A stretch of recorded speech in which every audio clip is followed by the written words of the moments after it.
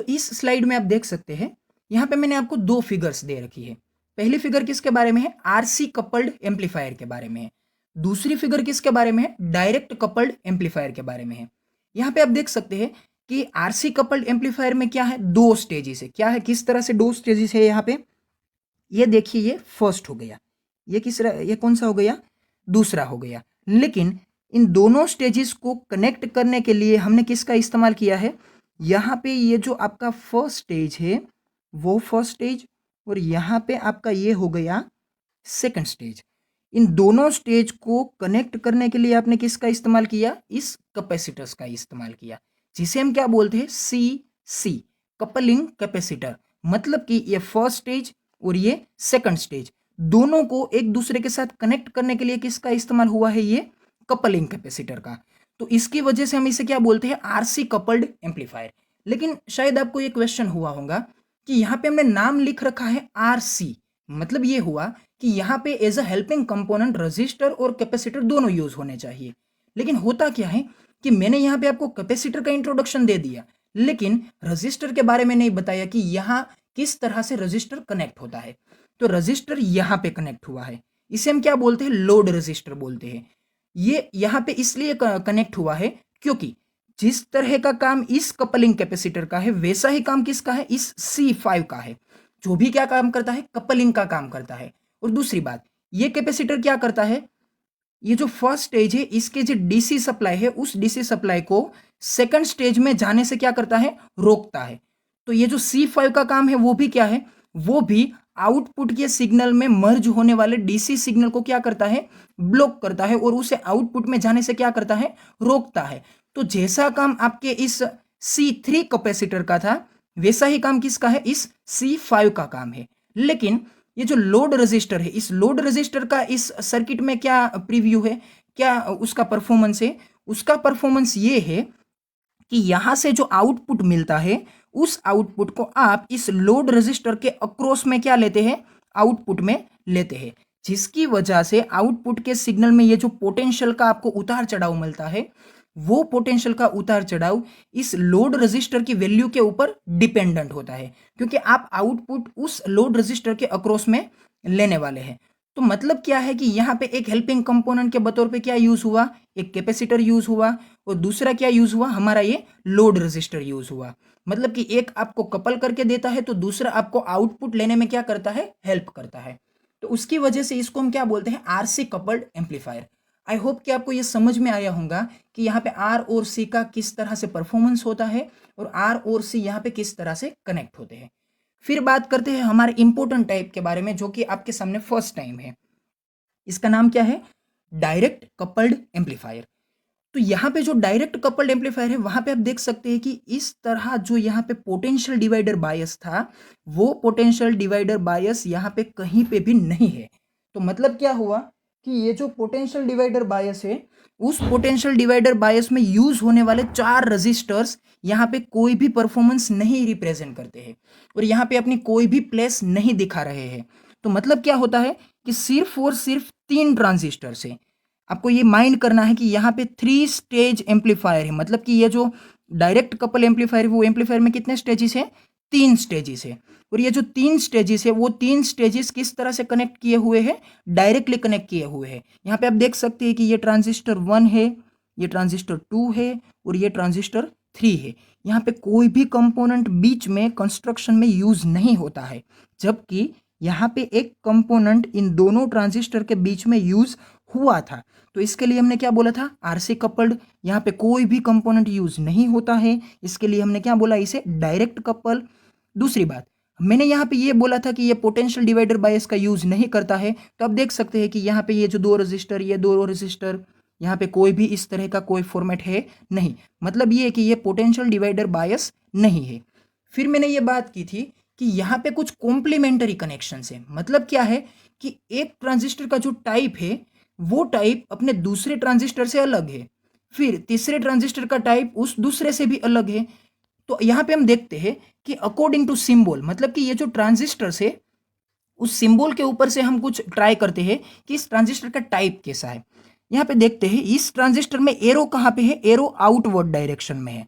तो इसकी वजह से ये ट्रांजिस्टर का टाइप कौन सा बनता है, एनपीएन, क्योंकि जब एरो बाहर होता है तो उस ट्रांजिस्टर को हम क्या बोलते हैं, एनपीएन। ओके, यहाँ पे देखिए इस ट्रांजिस्टर में एरो क्या है, इनसाइड है। इनसाइड का मतलब यह हुआ कि ये ट्रांजिस्टर कौन सा है, पीएनपी है। फिर क्या होता है, ये तीसरे ट्रांजिस्टर के बारे में बात करिए। तो इस तीसरे ट्रांजिस्टर में क्या हुआ, तीसरे ट्रांजिस्टर में भी एरो कहाँ पे है, आउटवर्ड है, मतलब कि बाहर की डायरेक्शन में है। तो ये ट्रांजिस्टर का टाइप कौन सा बन गया, फिर से बन गया एनपीएन। मतलब क्या हुआ, पहला था एनपीएन, दूसरा बना पीएनपी और तीसरा बना एनपीएन। मतलब कि एनपीएन के साथ पीएनपी और पीएनपी के साथ एनपीएन, कुछ इस तरह से साइकिल फॉर्मेट होता है। तो ये जो अल्टरनेटिव कॉम्बिनेशन है अलग अलग ट्रांजिस्टर का, इसे हम बोलते हैं कॉम्प्लीमेंटरी कनेक्शन। तो इसकी वजह से ये डायरेक्ट कपल एम्पलीफायर में टोटल 3 अलग अलग टॉपिक्स हमारे लिए मेमोराइज करने इंपॉर्टेंट हो जाते हैं। पहला मेमोराइज के लिए क्या इंपॉर्टेंट था कि यहाँ पे कोई भी हेल्पिंग कंपोनेंट यूज नहीं होता है, सभी ट्रांजिस्टर्स एक दूसरे के साथ क्या होते हैं, डायरेक्टली कनेक्ट किए हुए होते हैं।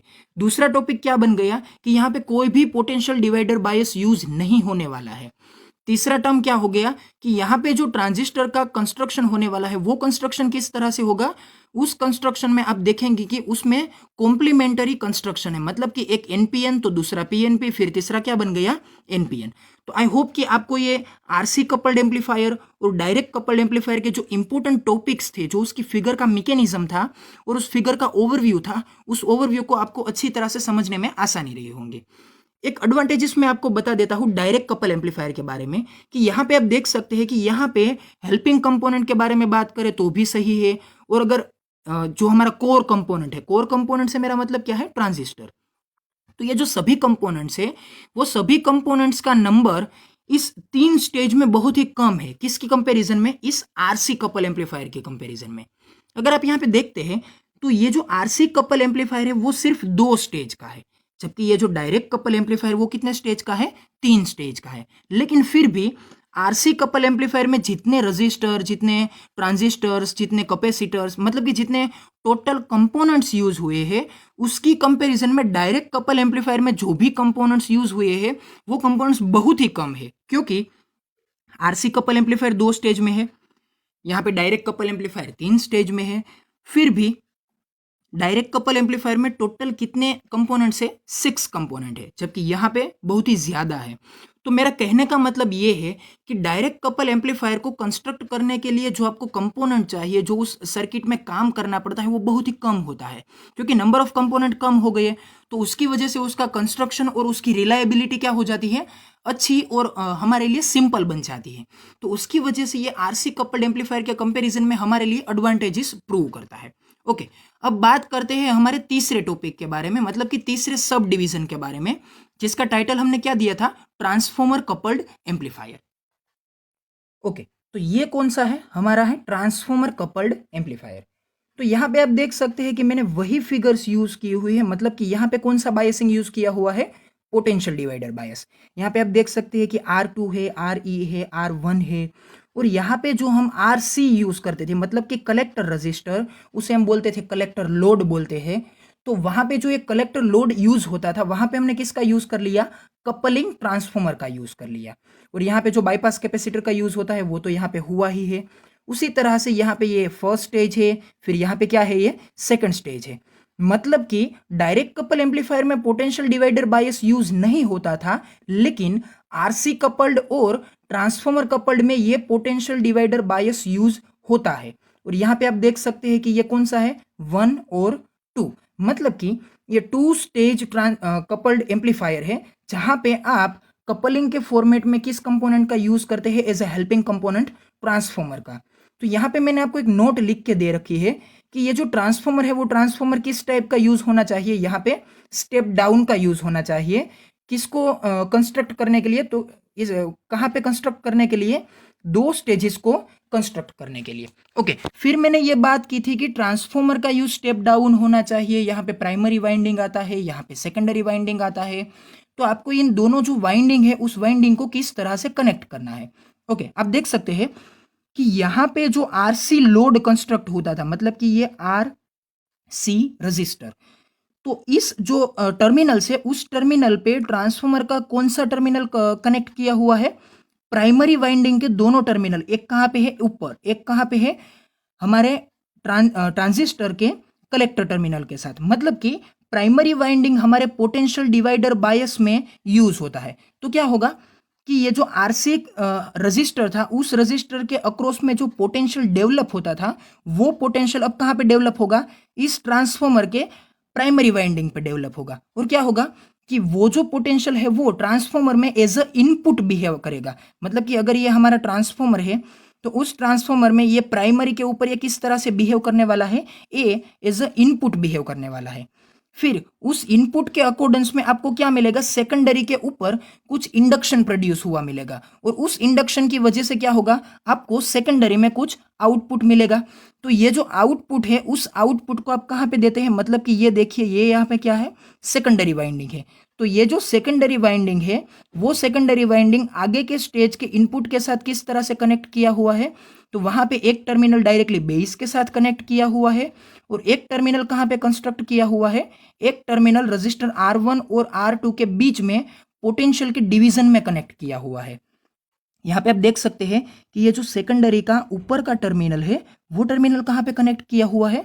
R1 और R2 दोनों के पोटेंशियल के डिवीजन में कनेक्ट किया है। मतलब कि ये है R1, ये हो गया आपका R2, दोनों यहाँ पे क्या है? डायरेक्टली कनेक्टेड है। उसमें बीच में आपने क्या ये कनेक्ट कर दिया? यहाँ पे कनेक्ट कर दिया सेकेंडरी का एक टर्मिनल। तो क्या हो गया कि ये जो पोटेंशियल आएगा, वो पोटेंशियल कुछ इस तरफ और कुछ इस तरफ क्या हो जाएगा? डिवाइड हो जाएगा। तो यहाँ पे आपको ये बात याद रखनी है कि जिस तरह से आप आरसी कपल एम्पलीफायर में इनपुट देते थे, तो वहां पे भी आप यही काम करते थे कि R1 और R2 दोनों के बीच में क्या देते थे? इनपुट। और यहाँ पे आप क्या यूज करते थे? एक सी इन का यूज करते थे। तो वहां पे जिस तरह का कंस्ट्रक्शन था, उसी टाइप का कंस्ट्रक्शन क्या है यहाँ पे भी यूज किया हुआ है। तो यहाँ पे कोई भी डिफरेंस नहीं है। ओके, बाद में क्या है कि ये जो सेकेंडरी का दूसरा टर्मिनल है, वो दूसरा टर्मिनल कहाँ पे कंस्ट्रक्ट किया हुआ है? दूसरा टर्मिनल आपके आगे के ट्रांजिस्टर के साथ डायरेक्टली बेस में कंस्ट्रक्ट किया हुआ है।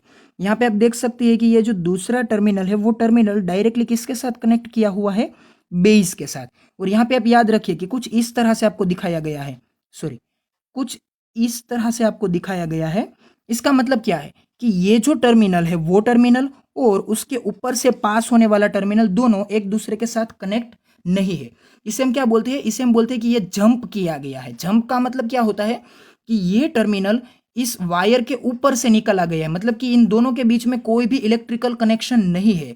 इसका मतलब ये होता है कि इन दोनों में कोई भी करंट का प्रोपेगेशन चेंज नहीं होने वाला है। मतलब ये हुआ कि जो प्राइमरी हमारा टर्मिनल था, वो terminal in place of RC use होता है, और सेकेंडरी का यूज कहाँ पे होता है? सेकेंडरी का यूज आगे के स्टेज में इनपुट देने के लिए होता है।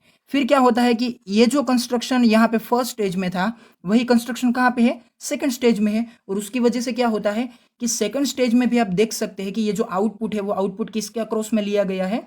सेकेंडरी के अक्रॉस में लिया गया है। और ये जो हमारा सेकंड स्टेज का आउटपुट है, वो किसको दिया गया है? वो दिया गया है प्राइमरी को। ओके, तो आई होप कि आपको ये समझ में आया होगा कि ये जो हमारा कपलिंग का शेम है, उस कपलिंग के शेम के अकॉर्डेंस में हम तीन अलग अलग परफॉर्मेंस दे सकते हैं। एक परफॉर्मेंस है हमारा डायरेक्ट कपलिंग का, दूसरा है हमारा आरसी कपलिंग का, और तीसरा परफॉर्मेंस क्या हो जाता है? ट्रांसफॉर्मर कपलिंग का।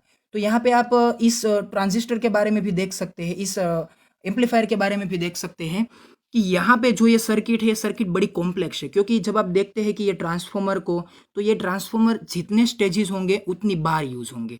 मतलब कि यहाँ पे दो स्टेजेस है, तो ट्रांसफॉर्मर यूज हुए हैं 2 टाइम्स। तो ट्रांसफॉर्मर का जनरली जो साइज होता है, उसकी जो प्राइस होती है, वो प्राइस भी ज़्यादा होती है और साइज भी बड़ी होती है। तो इसकी वजह से ये जो ट्रांसफॉर्मर कपल एम्पलीफायर की सर्किट होती है, वो सर्किट जनरली साइज में बड़ी हो जाती है। तो जिस तरह से मैंने आपको ये बताया था कि आरसी कपल की साइज भी बड़ी होती है कंपेयर्ड टू डायरेक्ट कपल, तो ट्रांसफॉर्मर कपल्ड एम्पलीफायर की साइज तो उन दोनों की कंपैरिजन में कहीं ज़्यादा हो जाती है। और तीसरी बात, यहाँ पे ये जो प्राइस का प्रॉब्लम है, मतलब कि यहाँ पे जो एक कॉस्ट एक प्रोड्यूस होती है इस एम्पलीफायर को बनाने की, वो कॉस्ट भी उन दोनों एम्पलीफायर्स के कंपैरिजन में बहुत ज़्यादा होती है। क्योंकि वहाँ पे कोई भी ऐसा हैवी या फिर ज़्यादा कॉस्टली कंपोनेंट यूज नहीं होता है। वहाँ पे अगर कोई भी कंपोनेंट था आरसी कपल में तो वो कौन सा था, कैपेसिटर था और रजिस्टर था। तो वहाँ पे यूज करते हैं आप पोलर कैपेसिटर का। पोलर कैपेसिटर की वैल्यू जनरली क्या होती है, मिली फेराडे और माइक्रो फेराडे में होती है।